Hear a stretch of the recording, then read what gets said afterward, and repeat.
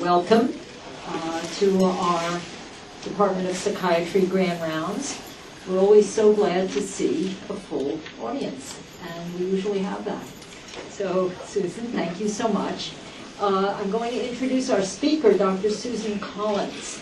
She's a research assistant professor at the Center for Healthcare Improvement for Addictions, Mental Illness, and Medically Vulnerable Populations. This is known as CHAMP, in the Department of Psychiatry here.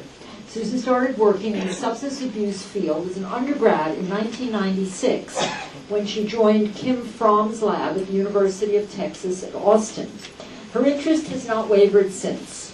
Susan received her Ph.D. in clinical psychology from Syracuse University in 2003, where she worked with Kate Carey and Steve Maestro and specialized in research and treatment involving brief motivational interventions for risky alcohol use. After completion of her psychology internship at Yale, Susan lived in Germany for 4 years, where she worked as a research associate at the 200-year-old medical school. 200 years is very old. At the 500-year-old University of Tübingen. 500 years.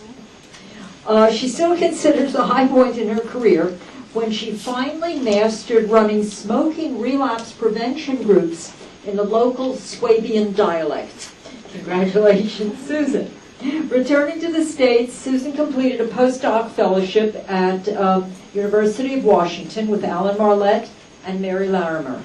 Her current research is focused on harm reduction and brief motivational interventions tailored to fit the needs of the individuals she serves. She has co-authored over 24 articles and book chapters and currently serves as principal investigator on a Career Transition Award from NIAAA. Susan, thank you so much. Thank you for the kind introduction. Can people hear me? Is this working?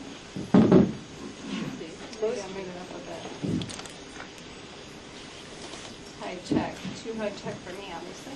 Is it working now? No. You want to hold this one? Maybe we should use that one, yeah. Thank you.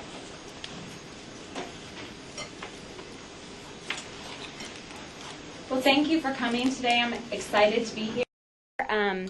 And thank you for the kind introduction, Dr. Rom. As Dr. Rom mentioned, I'm a clinical psychologist by training, although I work here in the psychiatry department. And I was thinking when I was trying to come up with the idea for today's talk, what is an area that would be most relevant to a lot of you working here at Harborview? And I know that recently there's been a SAMHSA grant that bridges Harborview services with DESC, or Downtown Emergency Service Center services. And I thought this might be a relevant... hello. Excuse me, technical difficulties. Is this... Okay, go ahead. That's going to pick me up from there? Okay. And so I thought perhaps this particular population... Okay, wow, this is exciting. Why weren't you using this? I guess it wasn't working. You had to take a needle. I did. Yeah, when I tapped it, it worked, but not to pick up my voice. All right, let's try this again. So hopefully, today the population I'll be talking about is one that a lot of you are working with here at Harborview, and there are new initiatives, as I mentioned before, supported by SAMHSA to bridge the efforts between Harborview and Downtown Emergency Service Center, which serves this area's population of chronically homeless individuals, and also a specific group of that population, those who have severe alcohol dependence. And that's the population I'll be talking about today. Hopefully, it will be interesting to you not only from a research perspective, which is where I'm coming from, but also from a clinical perspective. And the title of the talk is Where Harm Reduction Meets Housing First, Exploring the Alcohol Use Among Residents in a Project-Based Housing First program. So first of all, today I'll define a couple of constructs that I think are really key to understanding the results that I'll be talking about today and some of the concepts. I will then present quantitative findings on understanding where Housing First meets alcohol-related harm. So what is the association of a Housing First intervention with alcohol outcomes, specifically focusing on an interest in reducing harm due to alcohol use. I'll then share some qualitative findings that we recently have put together that discuss where alcohol use meets housing first, which really means what does alcohol use have to do with housing, and how does that affect people in housing. And then I'll talk about some next steps that we're working on as a group, talking about integrating alcohol-specific harm reduction interventions into a housing first framework. So first of all, I thought it'd be really important to talk about housing first. How many people here are familiar with the housing first model? Okay, quite a few people. How many people here have worked with Downtown Emergency Service Center in some way? Okay, so I won't really have to start from scratch here. This is really fantastic. As a lot of you then know, the housing first model floats as like an island floating in a veritable sea of compassion and pragmatism. The compassion part of this is that Housing First is very much client aligned, and it really tries to understand what are clients' goals in housing and in terms of improving their quality of life. It also really advocates pragmatism, so it is not necessarily based on any kind of clinical theories about what constitutes housing readiness. There are no clinical benchmarks that a person needs to meet that would promote a person's entrance into housing, but instead it really is about what gets people into housing now, what works.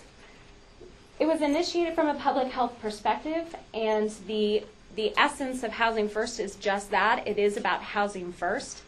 Housing is the primary goal, and it is immediate, low barrier, including non-abstinence based, and when I'm talking about abstinence, I'm talking about substance use, permanent and supportive housing. And basically the idea here is that housing is a basic human right. It is not a reward for good behavior.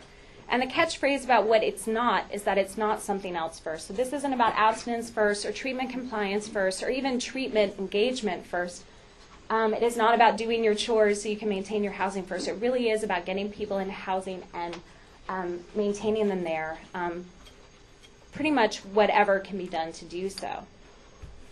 Now this differentiates this model a little bit from the traditional continuum of care model, which is really the predominant housing model that we have in America.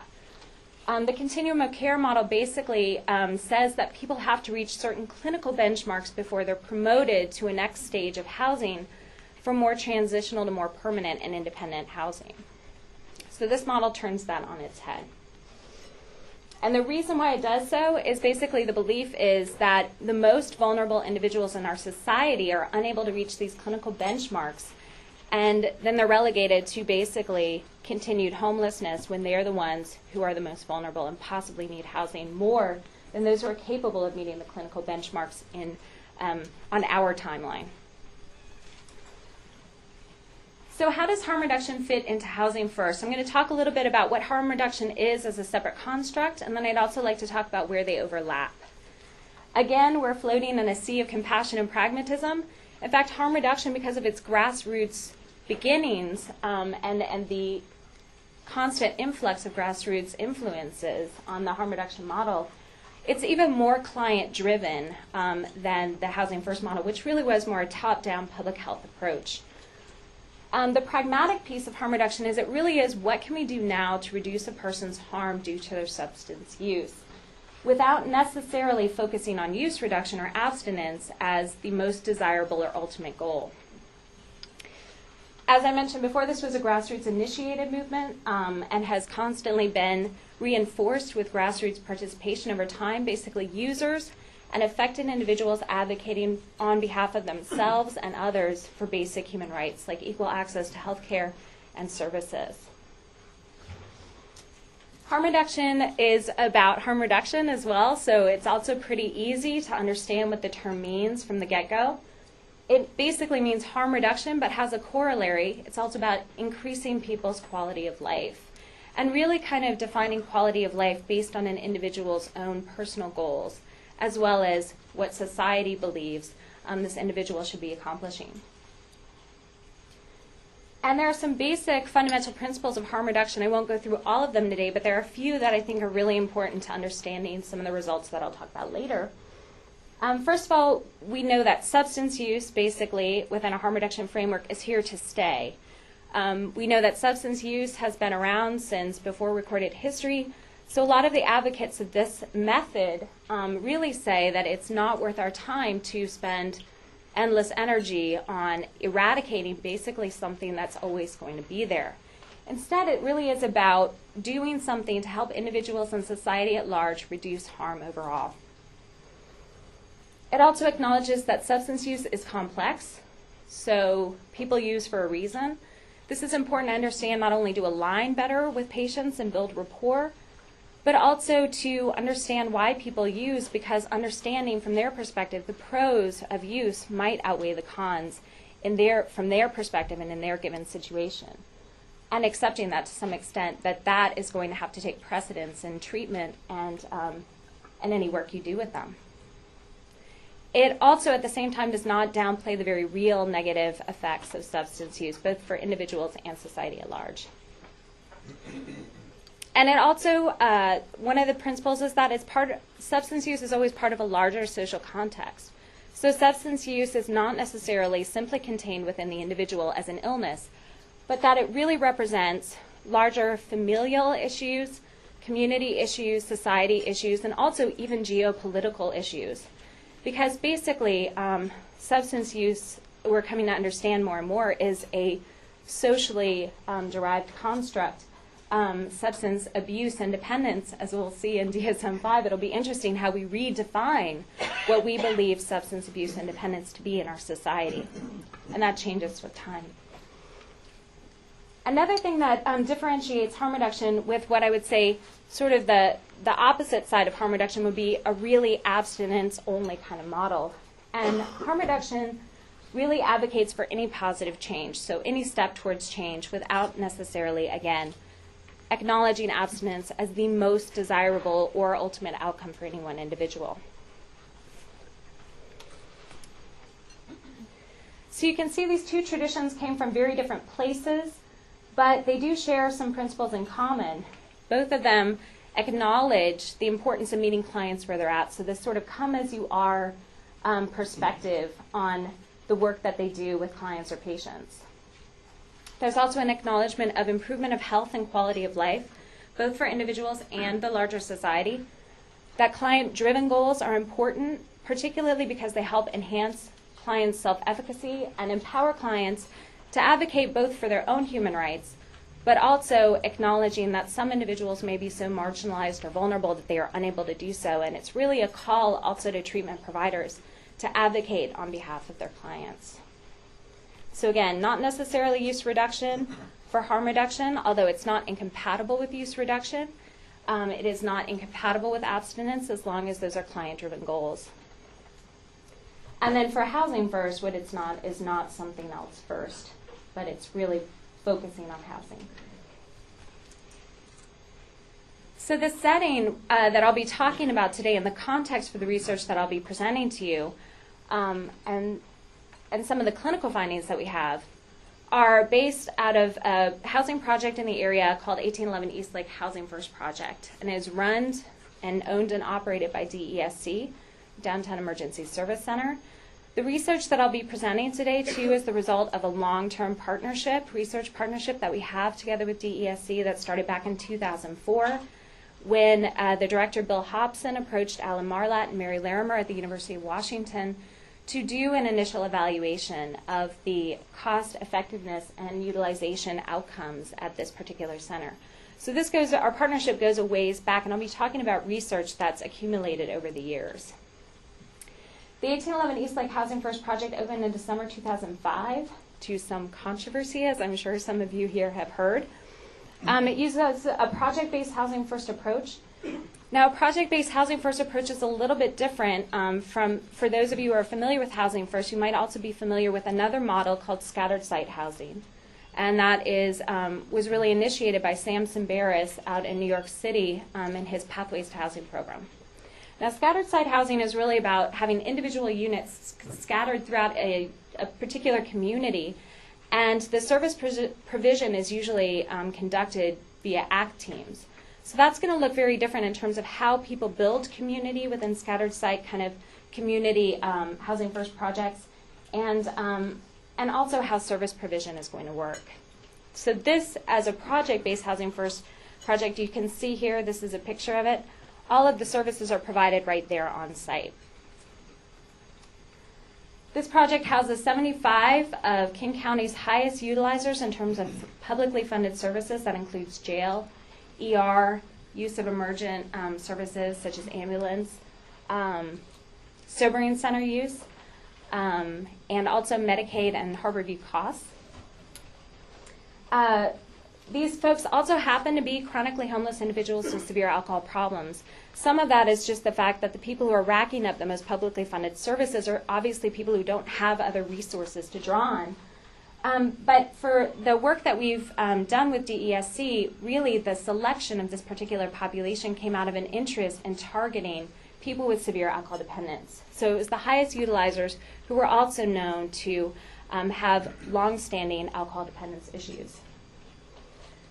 And probably the most controversial and yet perhaps superficial piece of the Housing First project is really that residents are permitted to drink in their units.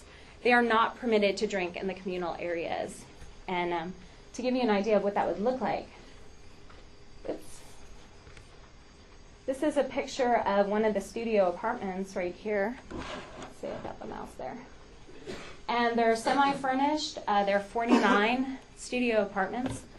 There are 26 semi-private cubicles. You can see here there are walls, but they don't reach the ceiling.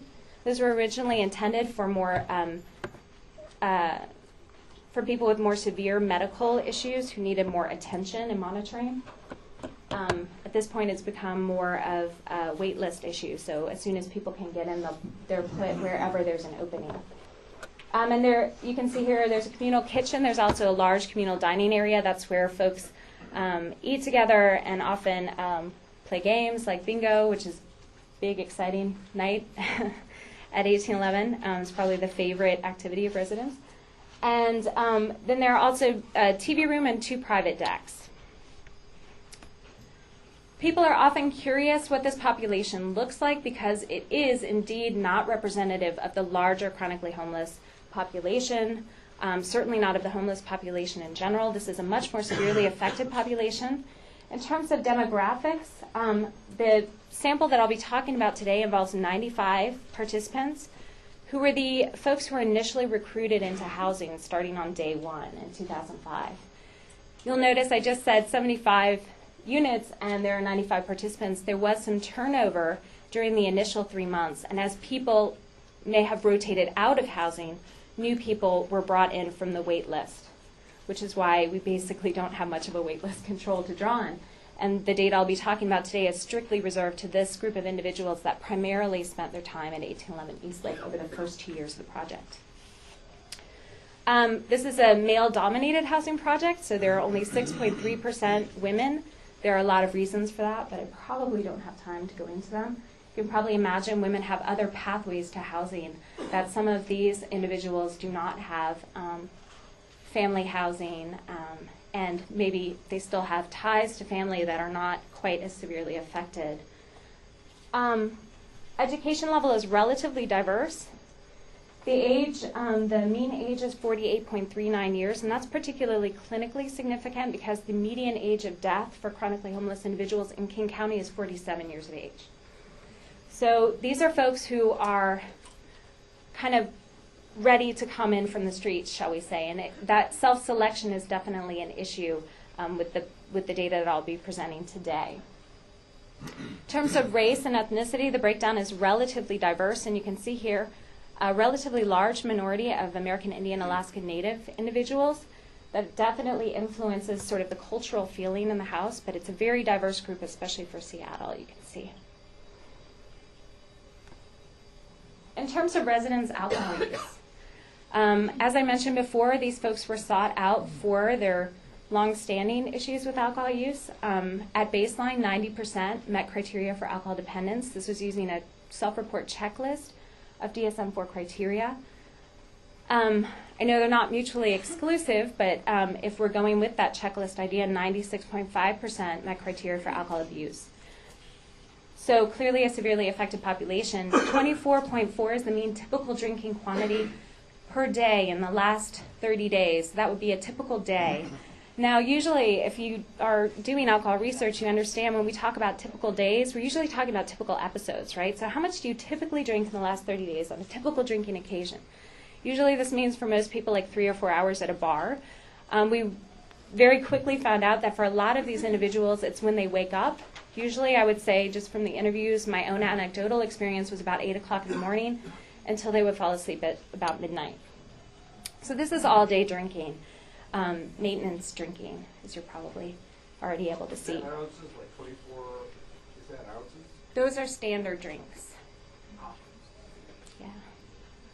So we standardized their drinks based on what they told us they were drinking, if it was juice or if it was, and I mean Jooze, if it was 211, Steel Reserve, we would write that down and we would look up what is the exact alcohol content, find out exactly, which, was it 16 ounce, was it 24 ounce? Sometimes they would show us their beer, so we would be able to know exactly how many standard drinks we were talking about. This was self-report though, so I do need to note that. We also had 39.9 mean peak drinking quantity, and peak drinking quantity is on the heaviest drinking day in the last 30 days. How much did you consume? I say day again because we generalized it out to days. You can also see that this is a group that's affected by severe alcohol withdrawal symptoms. 65.2 have experienced delirium tremens at some point in their lives. And in some of the interviews, I did sit with people as they started to enter acute withdrawal. These are folks who really need to drink at a relatively consistent rate throughout the day to maintain. And traditional treatment, I will make the pitch, does not really work for this population. The mean lifetime treatment episodes, including medical detoxes, was 16. So these are people for whom the traditional treatment system has failed, typically. Now, I mentioned there was a study that was sort of initiated by Bill Hobson back in 2004. In 2005, we started measuring some of these outcomes. And in 2009, a paper appeared in JAMA. It was first authored by Mary Larimer and was co-authored by the Housing First team at the time. And you can see here, compared to controls, House participants showed greater reductions in overall costs. This is mean cost per month per person. You can see how it slides down nicely, the way we would all like data to look. And this is also, you can see here the standard error bars. So it's pretty clear that there's an obvious reduction in overall cost during the first year. The cost offsets actually added up to over $4 million for the first year. And the reason why this study was really a priority at the time was there was a lot of criticism that why are we spending $8 million on a housing project for basically bunks for drunks, as some people termed it in the media. These are not people worth our taxpayer money, is sort of the implication. And obviously with this kind of data, we could say, even in the most skeptical person, that within the first 2 years, this housing project's really paying for itself. We also found that more time in housing was associated with greater reduction in costs, so it appears that the more people are staying in housing, the better off they're doing in terms of service utilization. And there was a small sort of side analysis that was done looking at 6-month within subjects reductions in typical alcohol use, and that was also found to be a significant finding. And we really wanted to build on that finding next. When we had all 2 years worth of the self-report data, we had it cleaned, which took a while, as we all know data works. We wanted to look more extensively at the alcohol outcomes, and we wanted to look at the association of housing first with alcohol-related harm and alcohol use. And the idea for this study, since we were limited to a within subjects analysis, we thought, well, what can we really test here that's going to be compelling? We went back to the controversy that surrounded the opening of this housing project, which basically put out into the media a few very deeply ingrained beliefs in our American system that we have about alcohol use, and especially chronically homeless individuals who have severe alcohol dependence. And this is the enabling hypothesis, one piece of this. As you can see here, Robert Jameson, in his column, the Seattle PI, said, drunks in the planned $8 million building would be permitted to booze up. Say it together now, kids, enabling behavior. Obviously, we have, for those of you who are familiar with models of alcohol use and treatment, we have a little bit of the moral model playing in here, right? They are drunks and they're boozing up, of course. But we also have something that seems to be obvious, at least to Jameson, which is if we do not try and prevent people from drinking, if we do not enforce abstinence, we are enabling people to drink. And if we do that, obviously the implication that Ken Tran picks up is that we're really, we are encouraging them to drink. So he said the only rub is that those with the alcohol problem are not only allowed and encouraged to drink in their new apartments, they'll also be allowed to invite others in to drink with them. What's next? An honor bar in their rooms. There's a lot going on here in these statements. Some of it is that they really shouldn't have friends because these are people who should be grateful that they're in housing. But the other issue is that this is implying that DESC would be encouraging people to consume alcohol. Now, what we knew was that DESC was obviously not trying to encourage people to use alcohol. It was really that they were seeking to house vulnerably, chronically homeless people who, for whom abstinence was a real barrier to ever getting into and staying in housing. But what we didn't know at the time was, is this housing first approach actually associated with increases in alcohol-related harm? Do they spiral out of control? And would we be enabling that as treatment providers? And would DESC be involved in that as well, implicated? So to test this hypothesis, we looked at associations between housing first and the within subjects to your alcohol trajectories. We hypothesized that contrary to the enabling hypothesis that residents would not drink more. In fact, we thought they would drink less. We thought that because the outcomes were so good for the healthcare utilization data. We looked at typical and peak quantity, frequency, alcohol-related problems as measured by the SIP. And we measured self-reported DTs as reported on the ASI. DSM-4 abuse and dependence symptom checklists were also used. And for the analyses, we used a series of multi-level growth models. Poisson and logistic, because that fit the distribution of our data the best. We used random intercepts and time coefficients, and we also looked at not just time, so looking at people's reduction in use in this group as a whole over time, but also how time actually spent in house, so how long they were actually exposed to the housing first intervention, what effect that had on their alcohol use trajectory. And we also included mortality as a covariate because some people did die within the first 2 years of housing. These were obviously a very severely affected group of people coming into housing. And contrary to the enabling hypothesis, you'll see across the board we found decreases in alcohol use over the first 2 years of this project in this population. As you can see here along the y-axis, we have mean number of drinks. That will always be the drinking variable that I'll be talking about. And across the bottom, time, where 0 represents the baseline. Can't get my mouse working there. And going up to 24 months. We actually measured at 3, 6, 9, 12, 18, and 24 months. And as you can see here, the peak drinking model was actually significant, and over time, participants drank 6% less during their peak drinking occasion with each 3-month time period that passed during the study. This is not only associated with time, though, because as one reviewer of our article recently countered, could this be regression to the mean?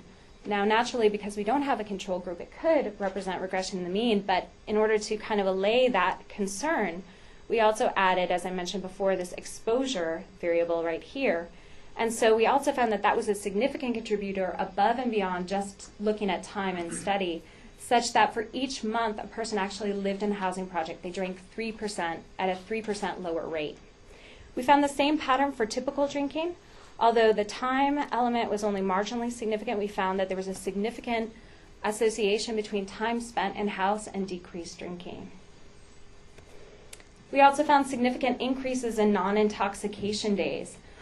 The reason why we looked at non-intoxication days is that we tried to measure frequency, and we realized that people were drinking really bimodally. So either they were not drinking at all, there was a small percentage of people who were not drinking at all, had become abstinent, and a very large group of people that were drinking every day. So we decided to look at 1 or more days of abstinence, which was not a significant finding for us, but we did also ask on how many days did you drink to the point of intoxication in the last month. We found that participants had a 15% had 15% higher odds of reporting days with no intoxication for each 3-month time period, and this also is associated with exposure to housing, which you can see down at the bottom, that odds ratio. For each month that they spent in housing, their odds of reporting a non-intoxication day went up by 7%. We also found decreases in delirium tremens, which is obviously a huge alcohol-related harm that we were concerned about.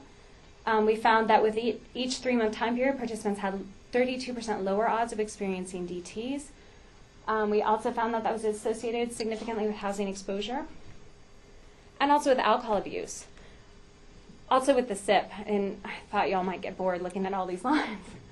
But the decreases in alcohol abuse I thought were particularly interesting because these are the behaviors that society at large finds irritating. We're familiar, a lot of us, with the DSM-4 criteria for alcohol abuse. There are 4 of them. If you meet one of them, you qualify. And these are mainly the externalizing behaviors, right? So if you're getting in trouble, if people tell you to cut down. So people are getting in trouble out there in the world less the more that they're living in the house. We also found the same for alcohol dependence as well. So our preliminary conclusion, after all these lines, was that housing first was indeed associated with alcohol-related harm reduction. A very interesting review that I read yesterday, because we actually have this in a revise and resubmit for the American Journal of Public Health, so I hope this data will come out very soon in print. But one of the reviewers asked an interesting question: could it be that people who are staying longer in housing are actually suffering from more medical problems, and that's why they're drinking less? And so I went ahead this morning and quickly put that in as a covariate, and in fact is not a significant covariate. Even once we control for the number of medical disorders that they have in the previous 3 months, the findings stay the same. So now that we established that housing first is positively or negatively associated with alcohol use and alcohol-related harm, we wanted to understand a little bit better, particularly from clients and from staff's own perspectives, what alcohol means for housing. So how does that play out now that they're housed? And that was our next question. Yes? I had a question. What kind of staff do you have there? And are they like supportive staff, case managers, psychologists, substance abuse workers? That's a great question. Because that can have an impact on a lot of your numbers. And Absolutely. the fact that you've created a milieu where these people can live and feel like it's their home takes away some of the isolation and loneliness. That's true. And I was wondering about those variables. DESC hires a pretty dynamic staff, and some of the staff do have clinical training. They are in the minority in terms of the staff. There are clinical support staff, CSSs, who have a little bit more training, and some have MSWs. But typically, the resident counselors who actually have most contact with the residents on a day-to-day basis really don't have any clinical training other than what they received at DESC. And that's pretty much the case. That was the case throughout the study. So a lot of this we really can say is not owing to amazing interventions that are being conducted on a daily basis by psychiatrists and psychologists, but actually this is a lot of this due to housing and really positive interpersonal interactions that people are having, just staff who care and are doing the best they can. But this is not a highly clinically trained staff at DESC, just a staff that's very committed to serving this marginalized population. Yes. Oh, and there is a nurse on site. There is a nurse on site, an RN, and there are a couple of MDs. I believe Nancy Sugg stops by from time to time to look at patients, and I know that Craig Jaffe has been involved as well. So he works part-time for DESC and part-time for Harborview, I believe. I hope I didn't get that wrong to both of you out there. But I know that there are MDs that about once a week or once a month on weekly and monthly bases might come in and see clients. Yes? Who pays for the alcohol and the food that the residents consume? That's an excellent question. So residents, most of these residents, this surprised us too, were really living off the grid before they got into housing. These weren't residents who were already hooked up to the SSI or GAU. So when they come into housing, there is case management. So the staff does case management in terms of within the rubric of supportive services, and they're often hooked up at that point to either federally funded or state funded or locally funded services. And they then will pay 30% of that income that they receive to their rent, and the rest basically they can do what they will with that. And so residents purchase their own alcohol and their own food. Food is provided, however, by the housing project, I believe 2 meals a day, something like that. I'm looking at Seema because she's one of the researchers who works with us. At least one, I think maybe 2, yeah. And so they do offer hot meals, not 3 a day, but they do offer meals. And they actually do staff check in with residents to ensure that they're taking their meds, that they're hooked up with medical services, and that they are eating and drinking besides alcohol. They are really checking up on residents. So we wanted to, just to bring you back to this point, wanted to find out a little bit about what alcohol means within this Housing First project, because we learned by doing the interviews that these residents were really severely affected by their alcohol dependence.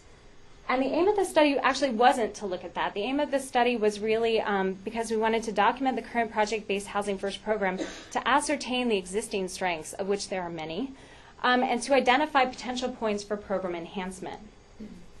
And the idea was that we would then work together with DESC to start to create alcohol-specific interventions for the house that would kind of supplement what was already going on. For this study, we conducted the research within a collaborative social research framework. We used grounded theory approach for thematic description, not for theory building. And as you can see here, we used a very iterative data collection and analysis process. If you're familiar with grounded theory, this is what's called analytic induction. Each data collection period really informed our next stage of not only data collection, but exactly what kinds of questions we would ask, who we wanted to see, how we wanted to collect the data. And we did that over about 1.5 years or so. We did unobtrusive observations at 1811 where we literally sat around the house and wrote down near verbatim notes on exactly what was happening between staff and residents. We then did focus groups with staff, what their experience working at 1811 on a daily basis was like. We shadowed them. We did one-on-one interviews with residents to ask them about their experiences. We looked at the program documentation and manuals to understand the party line and how maybe what we were seeing might differentiate from that. We drafted initial results and then did focus groups with staff, so program staff, and we had writing meetings with management, and we got feedback from residents, which we also worked back into our findings. We came up with a really complex organizing framework, and obviously I don't have time to go into all this, but I did think today's talk would kind of be a good way to talk about alcohol as an omnipresent factor in the house and to kind of lead us into the next steps, what we're planning in terms of alcohol-specific intervention as the next step. We found very quickly that understanding alcohol's role in housing was key to understanding these residents and their lives, understanding staff's challenges on a day-to-day basis, and also really to kind of understand what would work. We couldn't just take an out-of-the-box alcohol intervention and drop it into this house with what we had learned, and this was really important for us. So we learned that alcohol dependence affects housing attainment and maintenance, and when I told my husband that I was saying that, he said, well, everyone already knows that. It's true. Everyone already knows that. I was kind of disappointed by that reaction, but it wasn't very encouraging. But it was really important for us to see exactly how that plays out in real life, right? So this one resident evinces that I was sleeping outside, in the rain and the snow and the ice and the cold because you can't drink in a mission. This resident showed that when the choice was between staving off his alcohol withdrawal by continuing to drink and going to a mission where he couldn't drink, that he was going to choose outside, but this wasn't a choice he really liked to make freely. Another resident indicated sort of the vulnerability and really how we're relegating our most vulnerable members of our population to sleeping outside when actually they probably need to be housed the most. And this resident said, I was sleeping in a park all by myself. I have seizures. Having those, is dangerous because you could die from them. I was all alone, and it's like nobody could have seen me. I could have died out there. We also learned that alcohol serves complex functions in these individuals' daily lives. I thought this particular staff member made that really clear. This staff member had worked in medical settings with alcohol-dependent individuals and said, I understood alcoholism as an addiction, but I had no idea that such a large percentage of alcoholics had such profound mental illness. I didn't realize that people drank to, stop hearing voices. There are different reasons, practical reasons, that people continue to drink. And this is what I mentioned before about understanding the complexity of alcohol use, particularly in this population. From their perspective, with multiple traumas and with the fear of alcohol withdrawal symptoms, the pros of drinking and needing to stay warm outside, the pros of drinking are probably on a realistic basis really going to outweigh the cons for these individuals, which might look very different from the way we see their alcohol problems, where we see alcohol as the problem. They see alcohol sometimes as the solution. And this is kind of noted by one resident who said, sometimes you don't drink that much, but it's enough to get you well, to stop the shakes.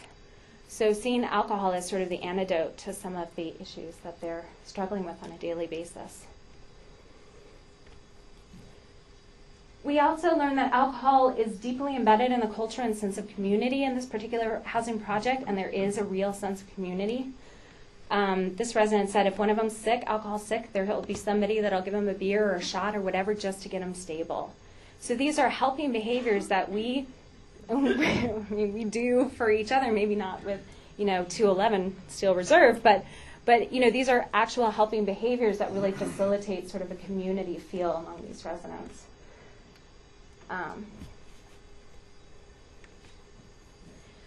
I remember this interview really well.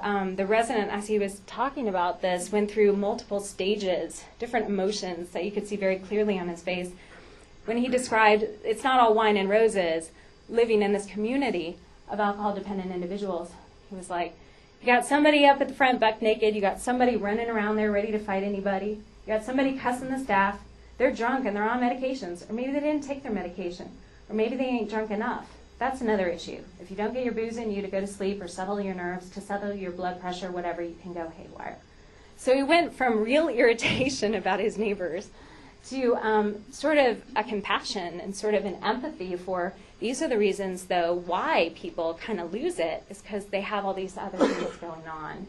And then at the end, he was a little bit kind of shy when he looked up because he realized he was also talking a lot about his own issues that he faces. And in terms of the sense of community, this last quote is from one of the residents who actually is abstinent from alcohol use and has been for a couple of years now. And he chooses to stay in the community because this is my family, all these alcoholics and whatever. That's my family, that's my people.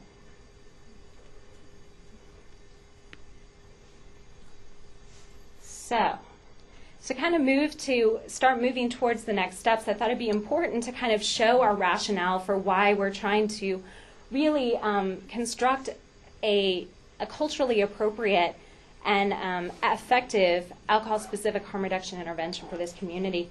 And we're doing that because we found that meeting people where they're at, and this is what that can look like. This resident said, when asked what he thinks about the housing, I like it, it's better than drinking outside. That also seems kind of obvious, right? Right, all right, that's true, that's very true. I've got hecklers now, too, that's awesome. How that compared to other housing programs you may have lived in? I don't know any other housing. This is the only housing you've been in? Yeah. And the resident indicated that if he hadn't been able to drink in this housing a little bit later, if the guy hadn't told him he could drink, he wouldn't have come in from the streets. And one of the staff members, who actually is a pretty dyed-in-the-wool CDP, right, old school, very abstinence-based training, admitted in one of the focus groups, I would like to see abstinence, but that's an unrealistic hope for our population. It's an option that will only do more harm than good. So you want to have them have the liberty to drink, but not to hurt themselves or harm anyone. Yeah? You only have so many spots and the waiting list accumulating. Mm-hmm. Do any of these folks decide that they want to move on to regular Section 8 housing and That's a great question. So actually that's freeze something, open the slot. right, that is something that we have documented in the findings that we're currently, now we're going back and revising and we're going to resubmit, which is transitions from housing. So some of these individuals do pass away. A lot of the individuals have a lot of severe and chronic alcohol-related problems. Others move on to other housing. Some get to a point where they really want to stop drinking. You know, they've had enough and they'll move on to sober housing. They might also pull themselves together enough to function in just Section 8 housing. So that does happen. People do transition out of housing for different reasons. And we're also currently working on a study right now. What are those transitions exactly? So looking at it also from a quantitative perspective and trying to understand what are these individuals' trajectories who do leave and where do they go. So I can't answer that right now in terms of statistics, but it's definitely something that we're looking at. But yes, some people do go on. And some people, honestly, because of their chronic conditions, move on to more like nursing home situations because, you know, of long-standing chronic illness that they no longer can manage at the housing project. Is the kind of funding that has allowed clients to move and take the subsidy with them if they choose to? Ooh, that is a good question. Yes. I'm actually not as familiar with that. Yes, some do and some don't, depending on the type of grant. Thank you. Their resident station lives independent of their funding source, but they're in Right. our Social Security. Yes, I'm sorry, I didn't understand. I mean, it's based on 30% of your income, Yes. right? So Yeah. is that, if they wanted to look for another place? They So don't they're have, they don't subsidized have a housing totally? subsidy, they just have, yeah, it's not Okay. a affordable housing subsidy. Gotcha. Thank you. I actually don't know too much about that end of it, so thank you for jumping in there. So meeting people where they're at we found is important because traditional models don't work, and they not only don't work, I mean, residents told us, were very vocal, it only took us a couple days to figure out that traditional models don't work.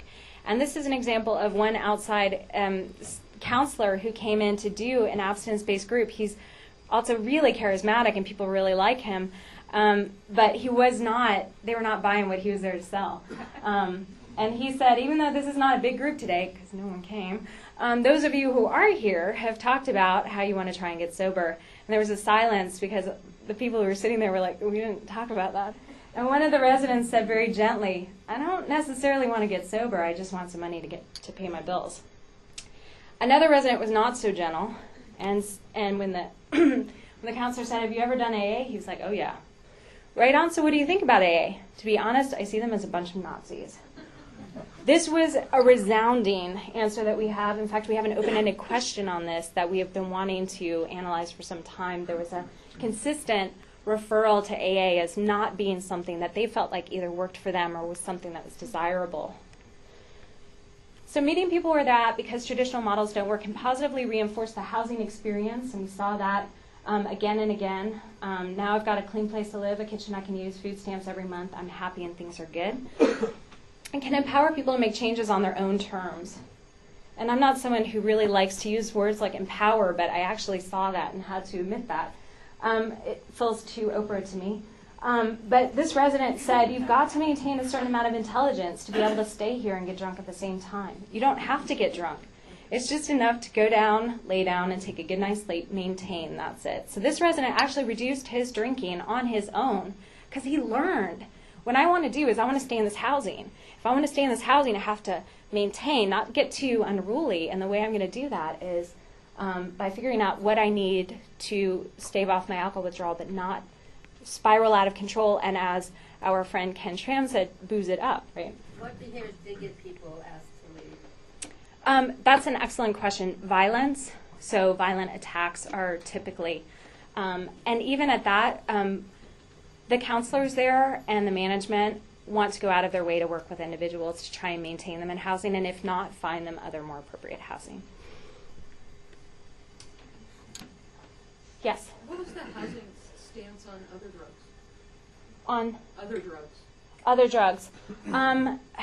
There's not drugs are obviously not allowed on the premises in the house, but there is not, it's the non-abstinence-based housing goes for drugs as well. So they're not going to, enforce any kind of abstinence from substances actively. They're not going to require treatment. They don't do random utoxes. So a lot of those things that people will do in housing to enforce an abstinence-based policy are not going to be enforced in this house because those are viewed as barriers to maintaining housing. But drugs are illegal and are not allowed on the premises. I think we all know that.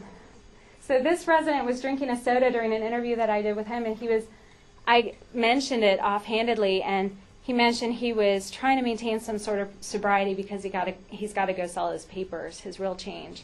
So he was drinking a Mountain Dew to get charged up to go out there. And this is also something, it really kind of allows the stability that they find in housing, allows them to be able to explore other interests and get to finally do things that they might want to do even more than drinking. So why am I telling you all of this? Well, basically, as I've alluded to, DESC and the University of Washington Housing First team are working together to create a design and alcohol-specific harm reduction intervention to integrate into this project-based Housing First setting. And we're hoping that with all of the data that we've collected, both quantitative and qualitative, we can really inform the treatment that we're designing there. And we have a funding decision on February 16th, so we're crossing our fingers. Basically, right now, it's going to be a development process with DESC, but we're kind of basing it on a framework of harm reduction style. So working with client-driven, empathetic, non-judgmental kind of style, and impressing upon a lot of these staff members who maybe don't have the clinical training to fall back on, that every exchange that they have with residents is an opportunity to conduct a harm reduction intervention. We're calling those micro-interventions. And that's something we really want to drive home to the staff there, and we're going to do some trainings and pull in a fantastic harm reduction expert, Pat Denning, from San Francisco for that one. And we also will be integrating harm reduction techniques, some that are already starting at play in the house out of different reasons, but we want to formalize them and kind of shape them a little bit more so that we can make them really effective harm reduction components. For example, harm reduction counseling. So teaching counselors how to talk through a harm reduction hierarchy, for example, with clients.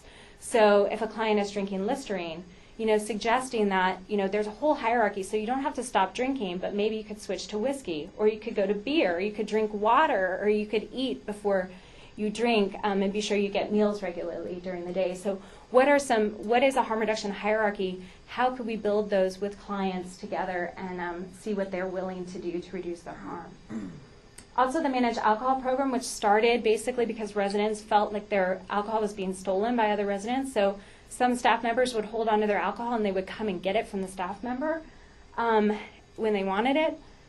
And some staff members noticed anecdotally this really opened up a conversation about alcohol use. And so we were talking about designing that, really kind of formalizing that more to open a discussion about how much residents want to drink during the day, have them monitor their alcohol use more, and come up with a schedule that they agree to so that they can become more aware of their alcohol use and potentially reduce it or space it out in a way that's going to reduce harm. And the non-drinking community activities. All the residents really, really like these. The common areas are non-drinking already, so doing the activities in the common areas is a way to bring residents together to reinforce this community feeling that they already have, but without alcohol for that moment. Although they can drink in their rooms and come, like no one is going to do a breathalyzer test. But that gives them a couple minutes, their liver a couple minutes to process what's already there. And we watch these guys play bingo, and I mean, it's a wild time. I mean, it's pretty cool. So they're having fun while they're doing it. So the take-home points today are that harm reduction and Housing First are related and compatible approaches. Housing First is associated on its own with reductions in alcohol use and alcohol-related harm, and really incorporates a harm reduction ready sort of philosophy. Alcohol use affects many aspects of these residents' lives, including but not limited to their experience in housing. And therefore, we think that alcohol-specific harm reduction interventions can be effectively integrated and may even enhance these existing very positive Housing First effects. And before I finish, I want to acknowledge our partners at DESC, especially Bill and Daniel, who have been working very closely with us on all of this research and Daniel sends his regards today, although he couldn't be here. And especially the 1811 residents and staff who really welcomed us into their home and helped us understand a lot. I'm not sure I would have let me into my home, so it was a real honor working with them and continues to be. And to the rest of the Housing First research team, my name is on this presentation, but obviously this work is the work of a very large team of people and our fantastic student, staff, and volunteers at the Addictive Behaviors Research Center and at CHAMP now. So thank you very much for your attention.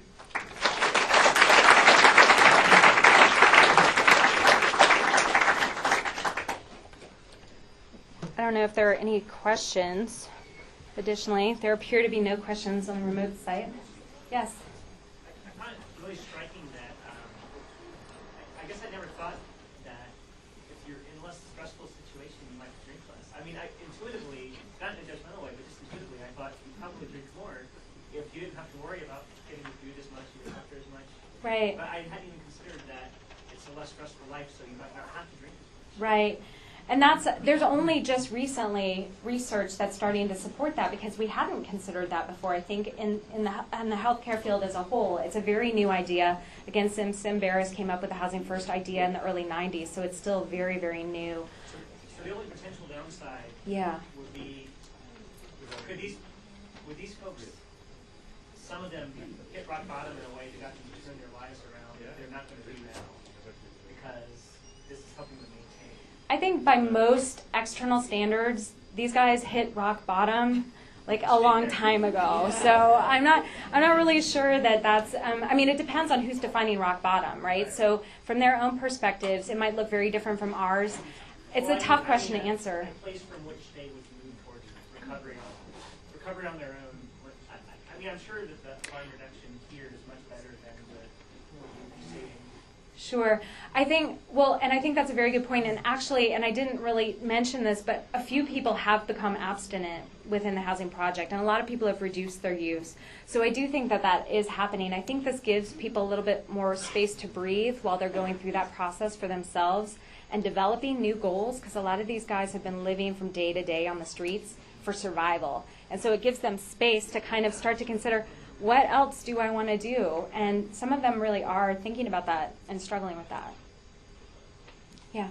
So you mentioned a really great reduction in medical costs for the residents, but how much per year does 1811 cost? That is a good question, and I don't have any numbers on that at the moment.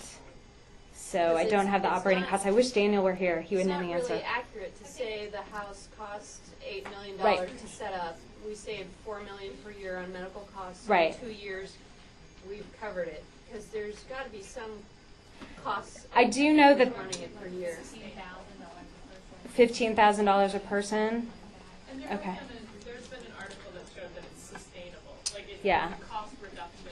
I don't have the exact numbers right now, but it is definitely shown, both scattered site and project-based housing first, that the costs definitely are lower and far outweigh the costs of having people, for example, in the ER, having them in jail, having them on the streets, and being brought to the ER every other day. So there are definitely studies that have documented that. In terms of the exact numbers about this particular DESC housing project, I don't have those, but would love to find them out for you.